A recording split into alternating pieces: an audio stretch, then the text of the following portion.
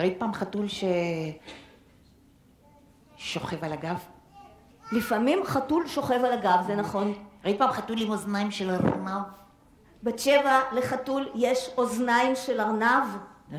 וראית פעם חתול שנובח אב-אב? כלב נובח אב-אב, בת שבע, מה קרה? או חתול בלי זנב?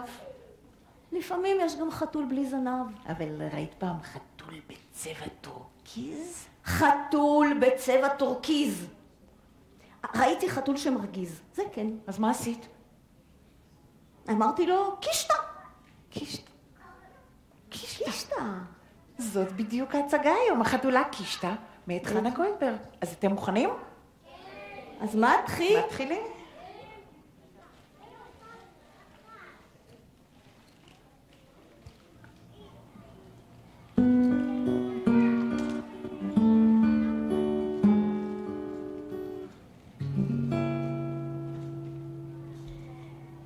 אמא אומרת, צריך להתרגל, ואתה מלמעלה עליי מסתכל. ירח, ירח, תגיד לי עכשיו, האם גם לך עצוב שם לבד?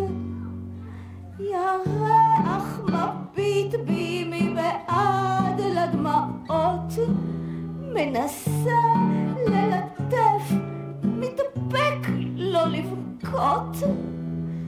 ירח, ירח, תגיד לי עכשיו, האם גם לך עצוב שם לבד?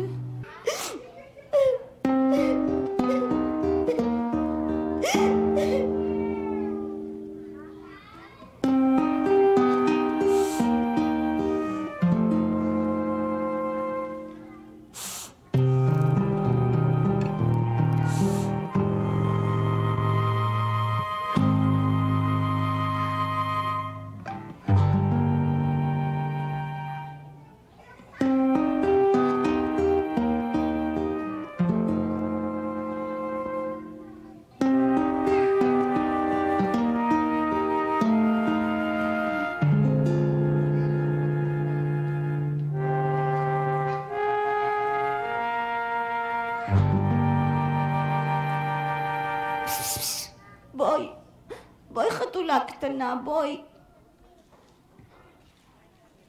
איזה עיניים עצובות שיש לך. אני יודעת, את עצובה בגללי, נכון?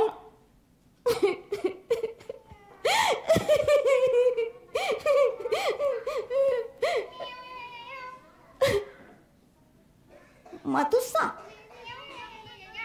מה את עושה? איזו חתולה מצחיקה. רוצה לשחק איתי? בואי נשחק ים יבשה. כל מה שאני עושה, את עושה כמוני. 1, 2, 3, ים. יפה. 1, 2, 3, יבשה.